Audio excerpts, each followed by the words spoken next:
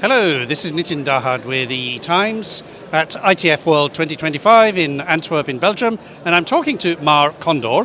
Hello Mar, how are you? Hi, good afternoon. Good. Fine.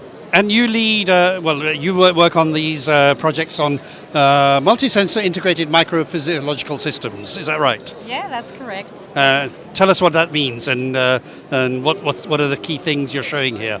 Yes, so what we are showcasing here today are some examples of some microphysiological systems that we are using in particular in this tip that you can see here to explore the blood-brain barrier. So the blood-brain barrier is a barrier that we have in our brain, and that protects our brain, for example, the entrance of harmful metabolites such as pathogens, but also permits the cross of other important substances, for example, glucose that helps to the brain to keep alive. And why are we looking into this is because nowadays we can see how when companies are trying to develop novel drugs or novel compounds in order to target the brain, they fail into recapitulating what really happens in the human brain. So we are aiming by means of this technology to better understand on the one hand how this blood barrier is formed and how it works, but also to help ultimately to fail faster, no? To understand what. So, is it like people talk about digital twins now? You're creating the digital twin of that blood-brain barrier.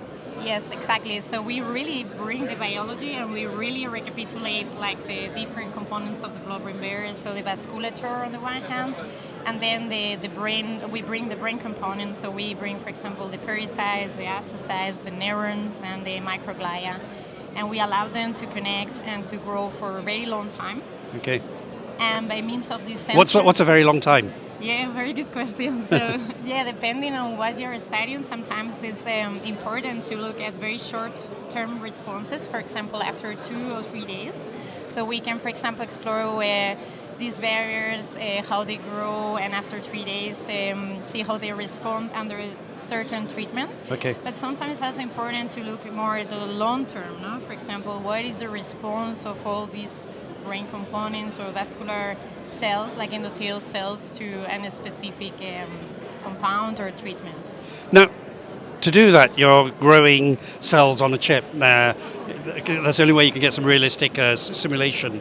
But I mean, for people who don't understand, and especially me, how do you actually do that? How can you grow cells on a chip? Yeah, it's a very, very, very good question. So, of course, silicon is not a natural matrix. So cells, when we extract cells from human bodies, because we work with cells from real human donors, they do not grow naturally in a surface like silicon.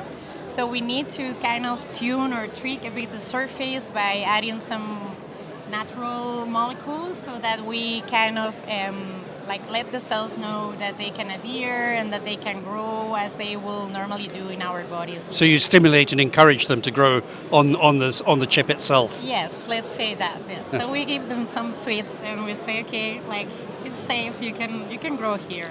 And then so this is one of the examples. Is that right? Of Yes. where you're growing that on chip. Yes, that's a real example of this tip. And also we are exploring, for example, other use cases, so not only the blood-brain barrier, but we are also looking into exploring other organs, such as Which is what you've got all over here, I guess. Yes. Yeah. So we have different sensors, different tips. So here, for example, you can see another sensor. So this is a photonic microlyzer tip. And this tip can be also connected to our fluidic tip or our blood-brain barrier tip. And we can use the second tip, for example, to explore metabolite productions of these specific organs under different time points as well. Because as I said before, sometimes the short-term response is important. And in other cases, we also want to know what is happening in long term. And you're connecting, ultimately you'll be able to connect all these sensors to get more a picture of what the brain, the internal mechanisms of the body, I guess. Yes, correct. So the idea is that we can also bring all these different sensors or integrate all these sensors in a single platform or in a single tip, and we can generate very high quality data in real time of what is happening in the human biology. Now, you've been working on this for a couple of years. What's been the traction? I think you've made some announcements here. Yes, indeed. So today we finally learn about the collaboration program that we are establishing with Merck Pharmaceutics, and that with which we aim to generate like a GAT on chip. A what chip?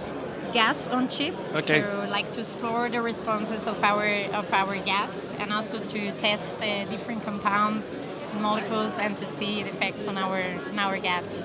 And what will be the outcome of that? I mean, they'll be looking to deploy some of this or use some of this? Yeah, so we are aiming together with them to, on the first hand, to test the compounds, no? So to see, okay, which of these compounds are working and what is the effect on the gas, for example, if some of these substances are toxic to other gas. Okay.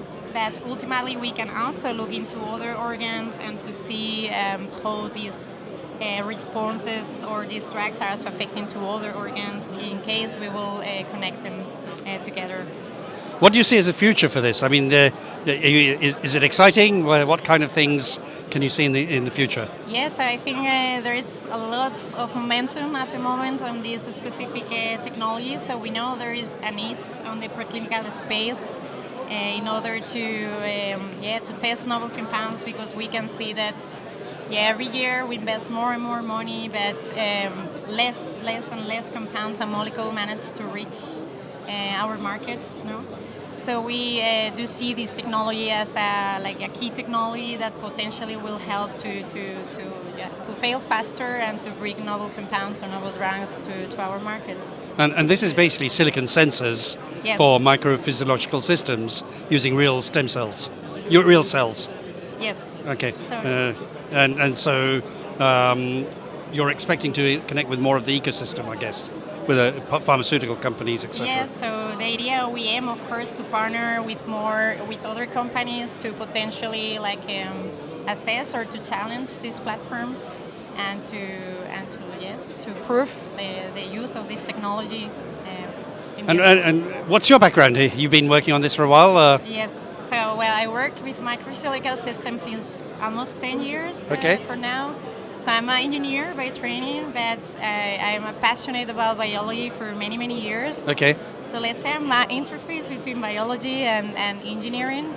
And imec is a perfect place because we have all this expertise and access to Well, it looks like it. technologies. It looks Yes. like it, yeah. Well, Mar, thank you very much. Thank you. Thank you.